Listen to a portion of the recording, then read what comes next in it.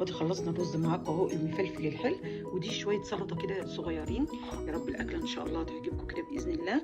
وجربوا معانا سمك القرش، طعمه جميل جدا وفصه حلو قوي قوي، طري من جوه كده ومقرمش ولونه الذهبي كده جميل. يا ريت بقى اللي وصلت لحد هنا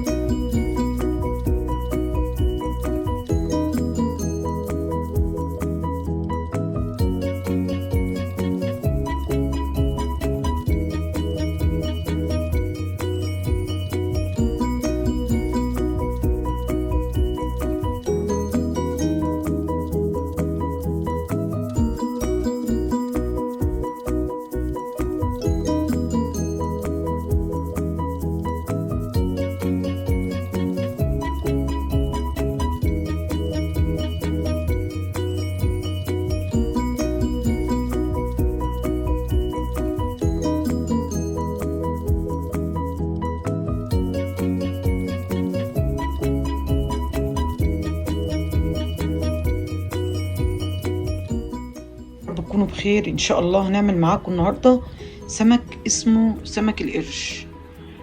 انت هتاكلي قرش يا نعمت؟ ايوه، هنعمل سمك القرش معاكم. سمك حلو جدا بس القرش الصغير، مش القرش الكبير اللي هو بيفتري وبياكل الناس. الكبير حجم كبير قوي قوي ده لا، ده قرش صغير، فصه جميل جدا جدا وفصه ابيض كده وحلو، وبيتقطع جزل كده زي ما انتوا شايفين اهو. بيتقطع جزل كده اهو، كده خرط اهو. فصه انا عاملاه في محلول. هسيبه بقى يتنقع كده بتاع ساعه.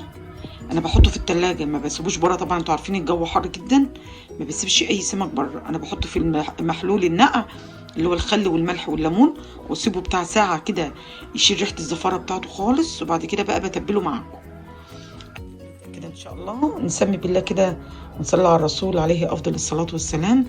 هنتوم بقى معاكم السمك. تومنا السمك حلو جدا، عملنا كمون وشطه وملح وخل، وشوفنا الحوض بتاعه عايز ملح ولا لا علشان السمك ما يبقاش دلع معانا. سمك القرش اهو ما شاء الله، السمكيه جزل اهي عامله ازاي ما شاء الله. بتتقطع جزل كده، فصه حلو جدا وابيض كده وجميل. الراجل متقطع كده، يعني هو بقعد اشوفه يعني ان هو بيسلخ سمكه القرش قدامي وبيقطعها جزل كده. انا ما نضفتهاش، انا ما اعرفش انضفها، لان طبعا القرش سمكته يعني الجلد بتاعها بيبقى ناشف قوي وجامد، فما اعرفش انضفها. فهو الراجل بينضفها وبيخليها زي الفل كده، وبيقطعها حلقات وبيجيبها لك في طبق فبر جاهز. بس علينا انا نعتها في المحلول الملح اللي هو الخل والليمون والملح بالكمون. طبعا شاطرين وبتعرفوا تطوبوا السمك طبعا.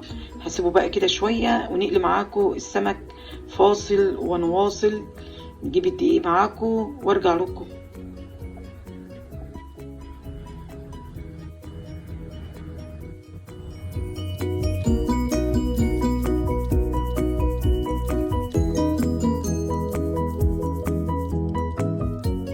عملنا معاكم الرز اهو. كانت امي ربنا يديها الصحه يا رب، حماتي كانت تقول البنات اللي لسه مبتدئه ما تعرفش تطبخ الرز، كان يقولوا لك حطي المعلقه كده في النص كده اهو. لو المعلقه ثبتت كده يبقى الرز مظبوط، لو المعلقه مالت كده ولا المعلقه وقعت كده يبقى الرز ميته كتير وتنقص الرز.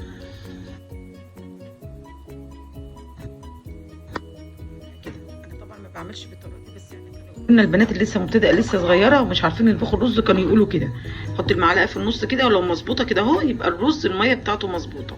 لو المعلقه اجت كده في الجنب كده ولا نزلت يبقى الميه عايزه تتنقص بتاعه الرز. احنا بنقول للبنات طبعا اللي هي لسه مبتدئه اللي هم ما يعرفوش يطبخوا الرز ممكن يعملوا طريقه مظبوطه بالظبط من غير معلقه عشان الرز يطلع معانا مفلفل. احنا بنقول للبنات اللي لسه مبتدئه وما خشوش المطبخ ممكن لو هم مش عارفين يطبخوا الرز يعملوا الطريقه دي، بتبقى سهله معاهم ويعرفوا يطبخوا الرز بالطريقه دي. نقلي السمك معاكم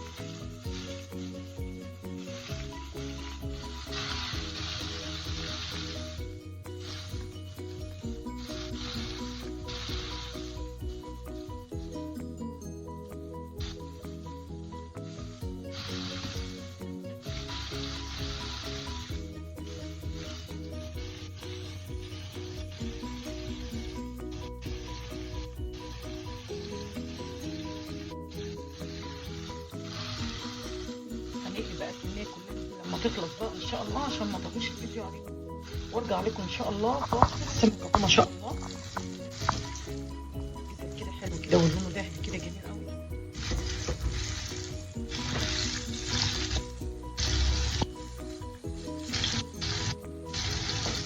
قوي. قوي قوي طبعا، عشان انتوا عارفين ان انا بتبله، يعني اول ما بجيب السمك لازم اتبله مده كبيره كده علشان الحدق بتاع السمك يبقى مظبوط، ويبقى الفص بتاعه حلو كده ما يبقاش دلع، والخل والليمون شارب من السمك.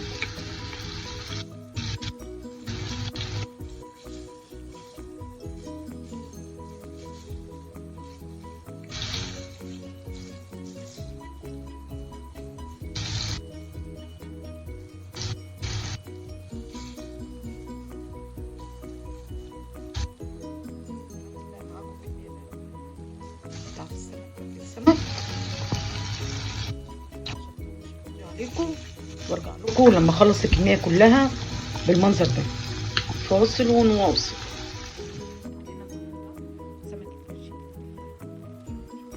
ودي خلصنا الرز معاكم اهو، المفلفل الحلو، ودي شويه سلطه كده صغيرين. يا رب الاكله ان شاء الله تعجبكم كده باذن الله، وجربوا معانا سمك القرش، طعمه جميل جدا وفصه حلو قوي قوي، طري من جوه كده ومقرمش ولونه الذهبي كده جميل.